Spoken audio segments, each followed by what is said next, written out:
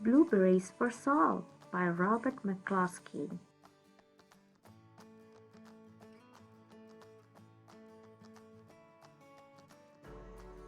One day, little Sal went with her mother to Blueberry Hill to pick blueberries. Little Sal brought along her small tin pail, and her mother brought her large tin pail to put blueberries in. "We will take our berries home and can them," said her mother, "and then we will have food for winter." Little Sal picked 3 berries and dropped them in her little tin pail. Kaplink, kaplunk, kaplunk. She picked 3 more berries and ate them. Then she picked more berries and dropped one in the pail. Kaplunk, and the rest she ate. Then little Sal ate all 4 blueberries out of her pail.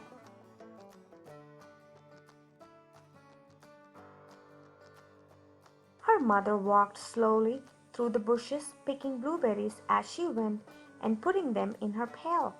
Little Sal struggled along behind, picking blueberries and eating every single one.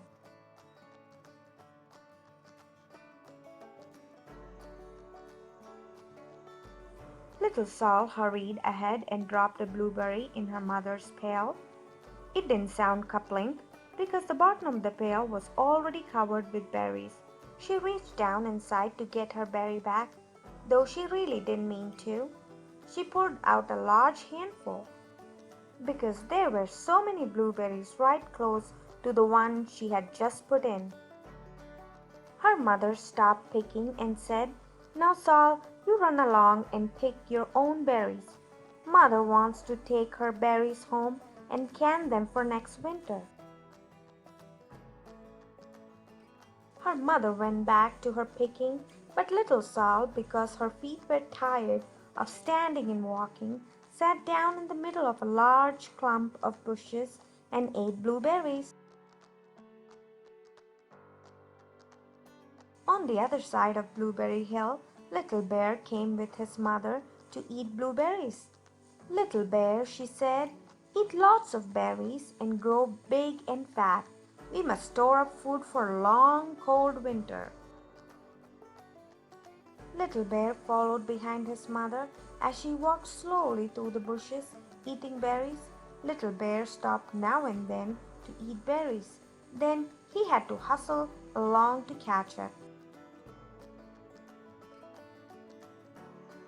Because his feet were tired of hustling, he picked out a large clump of bushes and sat down right in the middle and ate blueberries.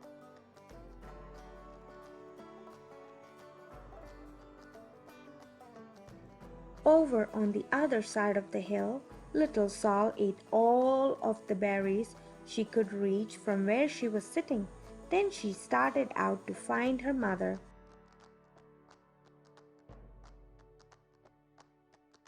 She heard a noise from around a rock and thought, "That is my mother walking along." But it was a mother crow and her children, and they stopped eating berries and flew away, saying, "Cow, cow, cow."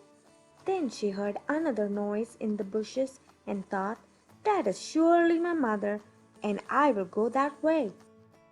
But it was Little Bear's mother instead.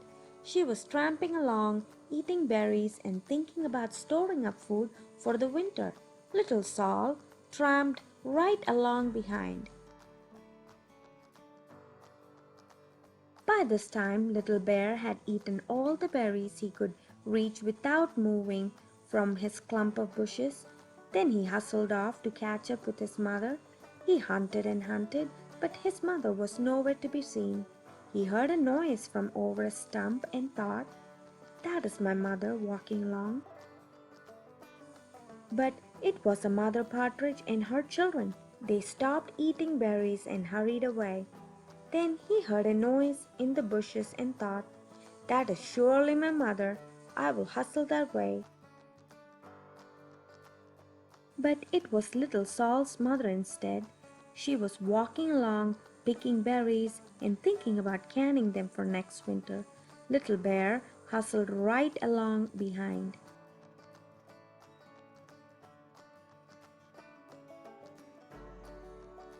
Little Bear and Little Sol's mother and Little Sol and Little Bear's mother were all mixed up with each other among the blueberries on Blueberry Hill. Little Bear's mother heard Sol walking along behind and thought it was Little Bear, and she said, "Little Bear, munch munch, eat all you, gulp, can possibly hold." "Swallow." Little Sol said nothing. She picked 3 berries and dropped them, kaplink, kaplunk, kaplunk, in her small tin pail. Little Bear's mother turned around to see what on earth could make a noise like kaplunk. "Grr!" she cried, choking on a mouthful of berries. "She's not my child. Where is my little bear?" She took one good look and backed away. She was old enough to be shy of people, even a very small person like Little Sol. Then she turned around and walked off very fast to hunt for Little Bear. Little Sol's mother heard Little Bear tramping along behind and thought it was Little Sol. She kept right on picking and thinking about canning blueberries for next winter. Little Bear padded up and peeked into her pail. Of course, he only wanted to taste a few of what was inside, but there were so many, they were so close together, that he tasted a tremendous mouthful by mistake. "Now, Sol," said Little Sol's mother without turning around, "you run along and pick your own berries. Mother wants to can these for next winter."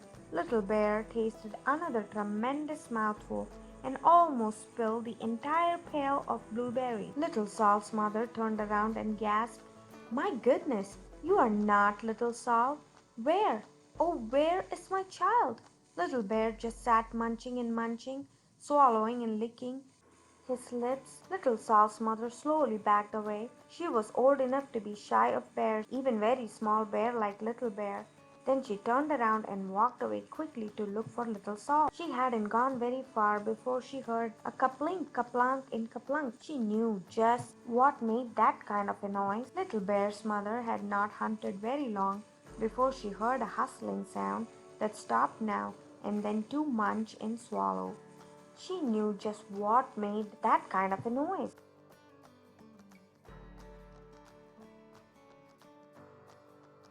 Little Bear and his mother went home down one side of Blueberry Hill, eating blueberries all the way and full of food stored up for next winter. Little Sol and her mother went down the other side of Blueberry Hill, picking berries all the way, and drove home with food to can for next winter. A whole pail of blueberries and 3 more besides. The end.